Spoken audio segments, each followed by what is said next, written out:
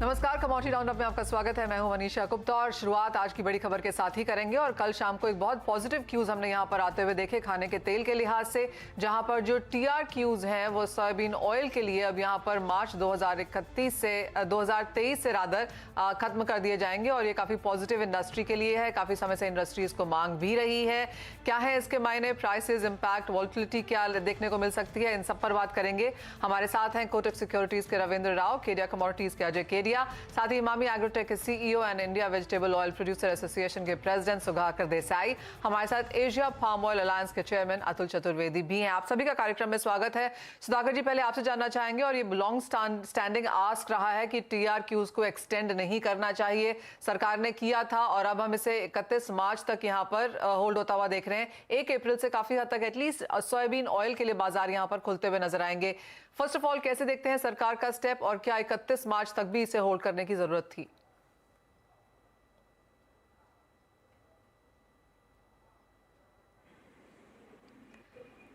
सुधाकर जी, कैसे देखते हैं आप सरकार का ये स्टेप? हाँ जी, thank you Manisha ji. I think it's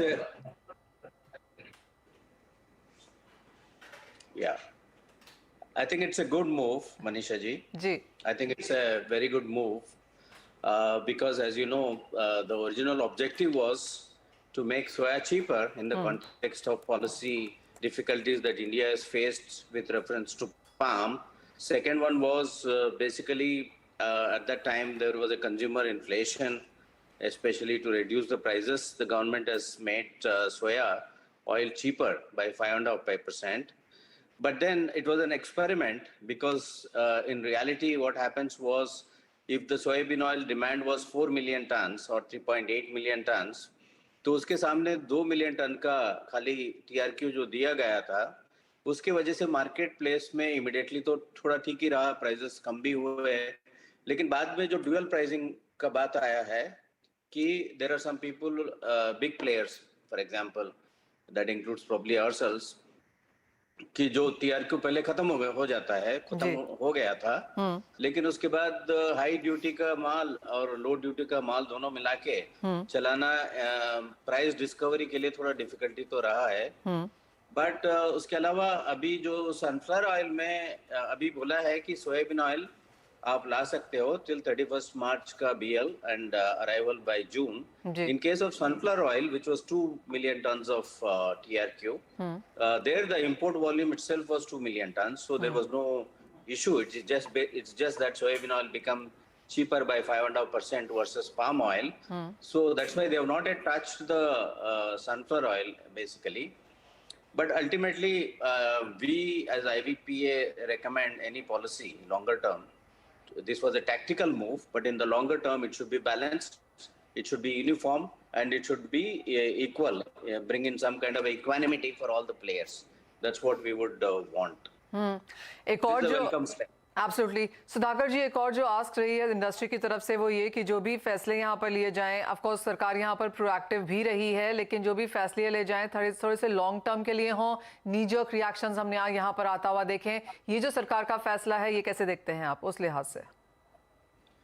Yes, this was part of the high price environment reaction. जैसे डोमेस्टिक एक्सचेंज हुआ, स्टॉक कंट्रोल हुआ, आप देखिए स्टॉक कंट्रोल तो अनलॉक कर दिया गवर्नमेंट ने प्रोएक्टिवली.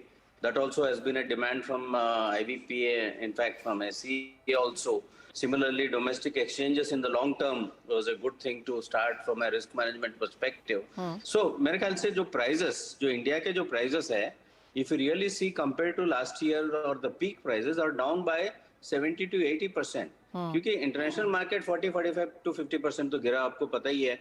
उसके अलावा जो गवर्नमेंट ऑफ इंडिया जो ड्यूटी था, करीब 30% का जो ड्यूटी था, वो निकालने की वजह से कंज्यूमर का तो प्रॉब्लम अभी नहीं है। I think he is getting a very very fair price now to balance between domestic farmers and industry. I think it is very important to have a uniform policy. अभी जो pressures उस time में थे वो नहीं है, तो मेरे ख्याल से आज के दिन में यूनिफॉर्म प्राइस ही ठीक रहेगा. अतुल चतुर्वेदी जी, आपको भी चर्चा में यहाँ पर शामिल करना चाहेंगे। क्लियरली एक लॉन्ग स्टैंडिंग आस्क रही है, टीआरक्यूज की सेंस थोड़े समय पहले यहाँ पर बननी ही बंद हो गई थी। मस्टर्ड के किसानों के लिए भी शायद ये अच्छा है, क्योंकि वहां पर भी हमने भाव गिरते हुए देखे हैं। सनफ्लावर को इसमें ना इंक्लूड करना आप कैसे देखते हैं? मनीषा जी, पहले तो मैं ये बोलूंगा कि ये जो पॉलिसी आई थी ना टीआरक्यू की, ये बड़ी मिसप्लेस्ड पॉलिसी थी। इसे गवर्नमेंट ने अपने खुद के हाथ काट लिए, क्योंकि उससे कोई फायदा भी नहीं हुआ, कंज्यूमर को भी इसका कोई बहुत ज्यादा फायदा मिला नहीं एक्चुअली में। क्योंकि जो बड़ी कंपनी है उन लोगों ने अगर कंज्यूम कर लिया जो भी टीआरक्यू में उनको कोटा मिला जल्दी, तो वो बाद में तो वो जो प्राइस डिफरेंस है उसके बेसिस पे बेच रहे थे। तो ultimately at the end of the day consumer को कोई फायदा नहीं मिला। मेरा ये मानना है कि देर आए दुरुस्त आए, और ये सनफ्लावर पे अभी टीआरक्यू खत्म न करना, ये भी मेरे को कोई इसमें लॉजिक नहीं दिखाई देती है। क्योंकि आप सनफ्लावर को प्रमोट करना चाहेंगे अंडर टीआरक्यू, और सोया को आप डिस्करेज करेंगे, ये कोई लॉजिक नहीं दिखाई देती। मेरा तो ये मानना है, और मेरा ये मानना भी है, और मेरा ये अंदाजा भी है कि ये भी वापस खत्म हो जाएगा। TRQ on sunflower also can not sustain, क्योंकि गवर्नमेंट अपने खुद के हाथ काट रही है। आज की तारीख में जो ऑब्जेक्टिव है आपका ड्यूटी घटाने का, वो आप कभी भी कर सकते हैं या बढ़ाना घटा सकते हो। टीआरक्यू अगर आपने दे दिया तो आपने एक साल के लिए तो अपने हाथ प्रैक्टिकली बांध लिए। तो मैं समझता हूँ ये मिसप्लेस्ड पॉलिसी थी, और जितनी जल्दी ये खत्म हो जाए उतना ही बेहतर होगा।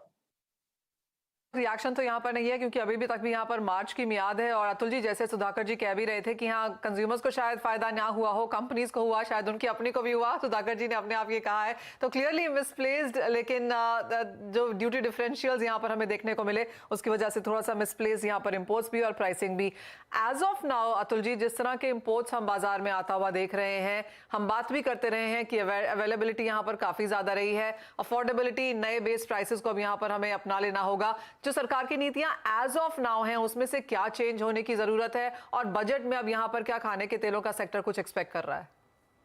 देखिए, अब नॉर्मली आज की तारीख में मैं देखता हूं कि बजट के अंदर तो कोई इम्पैक्ट आता नहीं, क्योंकि जो भी एडमिनिस्ट्रेटिव डिसीजंस होते हैं गवर्नमेंट वो साल भर लेती ही रहती है। तो बजट से हम लोगों का कोई एक्सपेक्टेशन नहीं है। बट एक ही एक्सपेक्टेशन है कि जो लॉन्ग स्टैंडिंग डिमांड है इंडस्ट्री की और अपने एडिबल ऑयल सेक्टर की, कि national mission on oil seeds जो है उसको एडिक्वेटली फंड करके इस साल इम्प्लीमेंट करना चाहिए। वो बहुत ज्यादा जरूरी है। आप अपने देख ही रहे हैं कि मस्टर्ड के अंदर जो मतलब अपना रकबा बढ़ा है और वॉल्यूम्स बढ़े हैं, वो अपना हिंदुस्तान का सेवियर रहा है इस पीरियड में। सुधाकर जी, आपकी क्या विश लिस्ट होगी यहाँ पर बजट से इस टाइम? आपको भी लगता है कि कुछ बहुत ज्यादा एक्सपेक्टेशंस या उम्मीद नहीं है? हाँ, अपार्ट फ्रॉम सेल्फ सफिशिएंसी, जो हमने इंपोर्ट वॉल्यूम को ऑलमोस्ट स्टैग्नेंट रखा है 3 साल से, मेरे ख्याल से उस अपॉर्चुनिटी को देख करके डोमेस्टिक प्रोडक्शन जरूर हमके ऊपर ध्यान देना चाहिए उसके ऊपर, ताकि हम ग्रेजुअली 65% को 50% एज अ बेस केस लेके आ सके। And in best case scenario, जो ऑयल पाम का और इम्प्लीमेंटेशन अगर हो सकता है, तो बेस्ट केस सिनेरियो में इंपोर्ट डिपेंडेंसी को हम करीब 40% तक ले आए लॉन्ग टर्म में। But in the short term industry का या हम लोगों का एक बहुत बड़ा डिमांड है कि जो रिफाइंड ऑयल इंपोर्ट्स आज के दिन में हो रहा है 20 to 25%, मेरे ख्याल से जैन फेब मार्च में अगर आप देखेंगे पाम ऑयल को जो इंपोर्ट है उसको 30-40%, 35 to 40% definitely refined palm oil आएगा। उसके वजह से डोमेस्टिक इंडस्ट्री को बहुत तकलीफ होगी। Indonesia is waiting for increasing the export incentive on finish product, क्योंकि उन लोगों का पॉलिसी ये है कि ओरिजिन कंट्रीज का पॉलिसी ये है कि रिफाइंड ऑयल ही हम एक्सपोर्ट करें, और इंडिया का इंडस्ट्री का डिमांड है कि हम क्रूड ऑयल में ही उसको लाए ताकि वैल्यू एडिशन इंडिया में हो सके। और उसके वजह से जो मार्जिन और कैपेसिटी इंजरी जो हो रहा है, हम चाहते हैं कि रिफाइंड ऑयल इंपोर्ट्स का 2 तरीका है, या तो उसमें रोक लगा दे या उसको रिस्ट्रिक्ट कर दे या प्रोहिबिट कर दे, या जो आज के दिन में जो डिफरेंशियल है उसको 15% तक लेके जाए। और इंडोनेशिया और ज़्यादा ड्यूटी इंसेंटिव अगर रिफाइंड ऑयल को देती है तो इसको और 20% भी लेके जाए। वो that is very much in the national interest of our country and industry, and also all the people who are dependent on the domestic industry. Alright, so national mission जो एडिबल ऑयल का है एक तो वो, जो duty differentials हैं, ये दो चीजें यहाँ पर अगर बजट क्लियर कर देती है तो क्लियरली यहाँ पर सेक्टर को काफी फायदा होगा। अतुल जी, केट की एक और रिपोर्ट आई है जहां पर उन्होंने कहा है कि शादियों का सीजन फिर से शुरू होने वाला है और 15 जनवरी से 10 जून तक करीबन 70 लाख शादियों की उन्होंने फिर से यहाँ पर एक्सपेक्टेशन जताई है। I mean I don't know ये नंबर्स कहाँ से आते हैं, लेकिन ये नंबर फिर से काफी बड़े हैं। और आपको लगता है कि एडिबल ऑयल की डिमांड यहाँ पर फिर इस पीरियड में थोड़ी सी बढ़ता हुआ देखेंगे हम? मुझे भी लगता है पिछले 2 साल से लोगों ने अपनी शादियां टाल रखी थी और इस पीरियड में विद वेंजेंस शादियां होंगी। नहीं, डेफिनेटली हम लोग देख रहे हैं। मुझे 2 सेक्टर्स में क्लोजली ट्रैक करता हूँ, एक तो शुगर सेक्टर है और दूसरा एडिबल ऑयल। मैं समझता हूँ दोनों ही सेक्टर में डिमांड काफी रोबस्ट और स्ट्रॉन्ग है। शॉर्ट पीरियड में ब्लिप्स आते हैं क्योंकि हिंदुस्तान ने पिछले 1.5-2 महीने में जरूरत से ज्यादा तेल इंपोर्ट कर लिया, तो फर्स्ट हाफ जनवरी में थोड़ी डिमांड म्यूटेड है as far as edible oil is concern. But मेरा ये मानना है कि वापस ये डिमांड स्ट्रॉन्ग रहेगी और हिंदुस्तान का कंजम्पशन अब जो पिछले 2 साल से प्रैक्टिकली 0 लेवल की इंक्रीज था, मेरा ये मानना है कि इस साल नहीं करते हुए भी ऑलमोस्ट 5% का इंक्रीज होगा इंडिया के ओवरऑल कंजम्पशन में। ऑलराइट, हाई कंजम्पशन नंबर्स यहाँ पर डेफिनेटली। और अतुल जी, प्राइसेस को लेकर फिर क्या लगता है? प्राइसेस में बहुत ज्यादा ऊपर जाने की गुंजाइश थोड़ी कम दिखती है क्योंकि देखिए सोयाबीन भी ऊपर के लेवल पे, आपको ध्यान होगा हम लोगों ने पिछले कुछ दिनों पहले बात की थी कि सोया को ऊपर के लेवल से नीचे आना पड़ेगा। बेशक पाम जहां पे है उसके आसपास ही घूमता रहे, क्योंकि डिफरेंशियल जो $400-450 का हो गया था, अब वो आके थोड़ा बहुत इस लेवल पे आ गया है कि सोया को भी वापस डिमांड मिलनी चाहिए $250 के डिफरेंशियल पे। तो मेरा ये मानना है कि प्राइसेस मोर और लेस साइडवेज ही रहेंगे आने वाले दिनों में, क्योंकि जो भी कंज्यूमिंग कंट्रीज हैं उनने सबने बहुत ज्यादा तेल इंपोर्ट कर लिया, चाइना ने भी और इंडिया ने भी और बांग्लादेश ने भी। तो किसी को ऐसी चेस करने की अभी जरूरत नहीं दिखाई दे रही है मेरे को। ऑलराइट, तो वो व्यू है यहाँ पर सरकार के पॉलिसी मेजर्स पर, प्राइसेस पे, अवेलेबिलिटी पे, बजट एक्सपेक्टेशंस पे। बहुत शुक्रिया Sudhakar ji, Atul ji, always a pleasure talking to both of you. शुक्रिया हमारे साथ आज यहाँ पर शो में शामिल होने के लिए और उन सभी मुद्दों पर बातचीत भी करने के लिए। इसी के साथ एक ब्रेक के लिए रुकेंगे, जब लौटेंगे तो जोड़ेंगे अपने एक्सपर्ट्स को अपने साथ, लेंगे ट्रेडिंग स्ट्रैटेजीज। अगर शेप चेंज भी हो जाती है, आइडेंटिफिकेशन चेंज भी हो जाती है दिए हुए अमाउंट की, तब भी वो क्लबिंग का नियम लागू रहता है। इसके अलावा एक्रीशन, किसी ने शेयर्स गिफ्ट किए पत्नी को,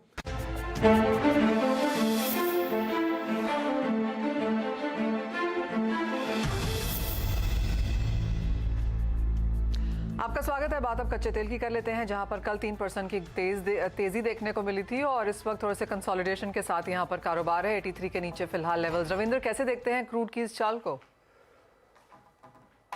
मेरे हिसाब से क्रूड में एक रेंज बाउंड मूव रहेगा, क्योंकि जैसे मैंने पिछले बार भी बताया था कि जब भी क्रूड नीचे आता है तो रशियन ऑयल का जो और सैंक्शंस होने वाला है from February 5th I think on petroleum product, उसको लेके नीचे के लेवल पे सपोर्ट आएगा। प्लस चाइना का जो रीओपनिंग है उसके चलते भी डिमांड को लेके काफी ऑप्टिमिज्म है, वो एक सपोर्टिव फैक्टर है।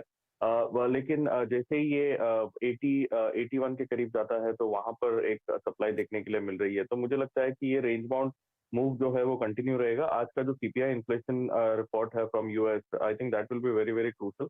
अगर सीपीआई एक्सपेक्टेशन से ज्यादा घट के आता है तो फिर पॉसिबिलिटी है कि डॉलर में हम एक शार्प फॉल देख सकते हैं डॉलर इंडेक्स में, and that might support crude oil prices. On the price front 77.50 would be very crucial. अगर उसके ऊपर क्लोजिंग आ जाता है तो मुझे लगता है कि $80 तक के लेवल हम WTI क्रूड में देख सकते हैं। एमसीएक्स में अराउंड 6400 से 6450 तक के लेवल पॉसिबल है।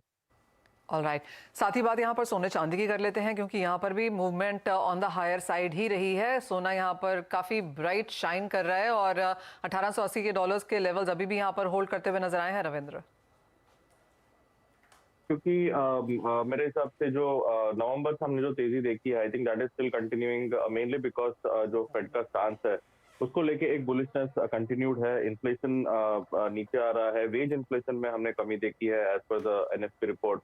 तो मेरे हिसाब से गोल्ड में एक तेजी कंटिन्यू रहेगी, बट लेवल स्पेसिफिक अगर देखें तो 1884 1885 dollar is very good resistance. अगर आज का सीपीआई डेटा, जैसे मैंने बोला कि अगर एक्सपेक्टेशन से नीचे आता है तो फिर हम इसका एक ब्रेकआउट देख सकते हैं। कल इनफैक्ट 1890 तक भी जाके आया, but it has not closed about that. अगर उसके ऊपर क्लोजिंग आ जाता है तो मुझे लगता है कि 1920 तक के लेवल हम देख सकते हैं। एंड एमसीएक्स पे 56,200 इज वेरी क्रूशल। उसके ऊपर अगर निकल जाता है तो then we might see 56,500 odd level. So I think CPI would be very crucial for today session. उसके बाद हमें एक डायरेक्शन मिल सकता है गोल्ड में। अजय, आप चांदी कैसे देखते हैं, क्योंकि यहाँ पर जो हल्की सी अंडर परफॉर्मेंस है उसको कैसे ले रहा है trade? Very good point. Definitely अगर चांदी में देखा है तो रैली अब काफी अच्छा हो गया था पिछले 1.5-2 महीने के अंदर। टाइमिंग मुझे लगता है मार्केट काफी सीवियर रेजिस्टेंट ले रहा है। इंटरनेशनल में $24.5 का लेवल दिख रहा है, डोमेस्टिक मार्केट में 71,000 के आसपास का लेवल दिख रहा है। तो आई थिंक आज का जो इन्फ्लेशन नंबर है वो काफी इंपॉर्टेंट रहना है। बट आई थिंक मार्केट काफी जो फेड का डॉविश टोन था वो डिस्काउंट करके चल रहा है। तो I am expecting a pull back little bit, कि जो गैप बनाए थे चार्ट्स के अंदर दिसंबर में वो बना था 64 से 65,000 के बीच में। तो मुझे लगता है अनलेस एंड अनटिल 71 के ऊपर जब तक चांदी जाता नहीं है, एक हाई पॉसिबिलिटी कि हम 65,000 तक का पुल बैक देख सकें। सोने में भी हम देख रहे हैं कि प्राइजेस ने जितनी भी अच्छी पॉजिटिव न्यूज थी वो सब डिस्काउंट कर चुकी है। नो डाउट, जैसे रविंद्र ने भी कहा कि हायर साइड में 1890 is going to be a very important resistant domestic market में 56,200। जब तक ये लेवल के ऊपर अच्छे से वीकली बेस पे स्टैंड नहीं करता है तो पॉसिबिलिटी है कि 1800-1802 का लेवल इंटरनेशनल में और डोमेस्टिक मार्केट में भी मुझे लगता है 54-54.5 तक का बेस बनाना चाहिए। ओवरऑल डॉलर इंडेक्स भी काफी क्रिटिकल लेवल्स पे यहाँ पे थोड़ा बाउंस दिख रहा है। तो ओवरऑल मुझे लगता है चांदी में थोड़ा वेट करना चाहिए, एक पुल बैक पॉसिबल है। और कॉपर कैसे देखते हैं आप अजय, क्योंकि यहाँ पर हमने नित नए बेटर हाइज बनते हुए देखे हैं। अब तो करीबन 7% की तेजी यहाँ पर अंतर्राष्ट्रीय बाजारों में। मुझे लगता है कि सिल्वर कॉपर रेशियो का अगर हम चार्ट देखते हैं तो काफी सिनेरियो क्लियर हो जाता है, बिकॉज यहाँ पे हमने काफी बड़ी रैली देख चुके हैं। तो आइदर सिल्वर शुड फॉल और copper should go more from here. तो मुझे लगता है कि सिल्वर में थोड़ा जो करेक्शन मैंने अभी बताया था वो पॉसिबल है, और कॉपर को अगर मैं जस्टिफाइड करूं तो 800 का लेवल मुझे लगता है कि अगले 15-20 दिन में भी दिखा दे, कोई बड़ी बात नहीं। बिकॉज ऑलरेडी हमने कंजम्पशन साइड और इन्वेंट्री साइड जो अपडेट्स देखे हैं वो कहीं ना कहीं कॉपर को सपोर्ट कर रहा है। तो आई एम एक्सपेक्टिंग 800 का लेवल हमको फर्स्ट वीक ऑफ फेब तक मिल जाएगा, जबकि चांदी थोड़ी स्टेबल होना चाहिए। तो रेशियो के हिसाब से क्लू काफी अच्छे मिल रहे हैं कॉपर के लिए। ऑलराइट, तो चाहे वो सोना है, चांदी है, कॉपर है, खरीदारी की राय यहाँ पर आगे जाके बरकरार है। कच्चे तेल में ऑफकोर्स उठापटक जारी है, लेकिन यहाँ पर भी बाइंग अपॉर्चुनिटीज उभरती हुई। बहुत शुक्रिया रविंद्र और अजय, आप दोनों का भी समय निकालने के लिए, बहुत सारी स्ट्रैटेजीज वहाँ पर शेयर भी करने के लिए। इसी के साथ मुझे दीजिए इजाजत, लेकिन स्टूडियो में ऑलरेडी सुमित यहाँ पर है इक्विटी के पूरे एक्शन के साथ। सब कुछ रेड दिख रहा है मैम। आपकी टाई भी, हाँ, आपका ड्रेस भी। मैं वहां से शुरू कर रहा था एक्चुअल में। आप देखो हेवी सेल ऑफ मार्केट में इंडेक्स डे लो के आसपास ऑलमोस्ट ट्रेड कर रहा है और करीब 350 अंकों की गिरावट सेंसेक्स में देखने को मिले। लेकिन वीकली एक्सपायरी है, क्या सेकंड हाफ टर्न होगा? बॉटम के करीब यानी कि बेस के करीब इंडेक्स पहुंचा हुआ है। 17,800 क्रूशल जोन है जिसके इर्द गिर्द इंडेक्स कामकाज कर रहा है। क्या पुल बैक आएगा, कैसी होगी एक्सपायरी, इन सब पे हम बातचीत करते हैं छोटे से ब्रेक के बाद।